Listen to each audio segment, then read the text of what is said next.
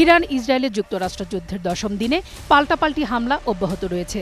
সোমবার বাহরাইনের প্রধান তেল শোধনাগারে আঘাত হানে ইরানের বিস্ফোরক ভারতীয় ড্রোন। বার্তা সংস্থা রয়টার জানায়, এতে বাহরাইন পেট্রোলিয়াম কোম্পানি নামে শোধনাগারটি বেশ ক্ষত হয়েছে।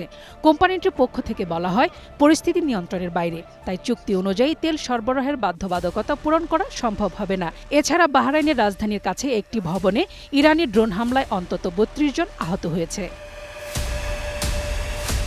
একই দিনে সৌদি আরবের অন্যতম বৃহৎ তেলখনি সায়েবা অয়েলফিল্ডে অন্তত ৪টি ড্রোন হামলা চালায় ইরান। তবে বিস্ফোরকবাহী সেসব ড্রোন খনিতে আঘাত হানার আগেই এয়ার ডিফেন্স সিস্টেমের মাধ্যমে ধ্বংস করে ফেলে সৌদি সামরিক বাহিনী। হামলা চালিয়ে যাচ্ছে ইসরায়েলেও।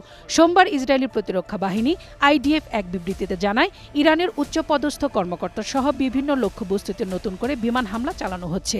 তেহরানের কেন্দ্রস্থলে অবস্থিত ইরানি শাসকদের অবকাঠামোই হামলার প্রধান লক্ষ্য বলে জানায় আইডিএফ।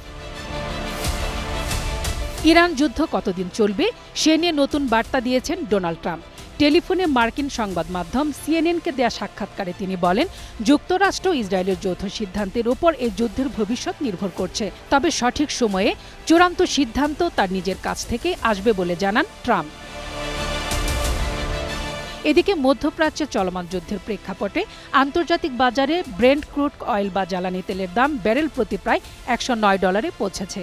2020 সালে করোনা মহামারীর শুরুর পর একদিনে এটি তেলের দামের সবচেয়ে বড় উল্লম্ফন। যুদ্ধের কারণে গুরুত্বপূর্ণ হরমুজ প্রণালী দিয়ে জাহাজ চলাচলে ইরানি নিষেধাজ্ঞার কারণেই অস্থির হয়ে উঠেছে জ্বালানি তেলের বাজার। মোর্শেদা খান লিপি, গ্রিন নিউজ ডেস্ক।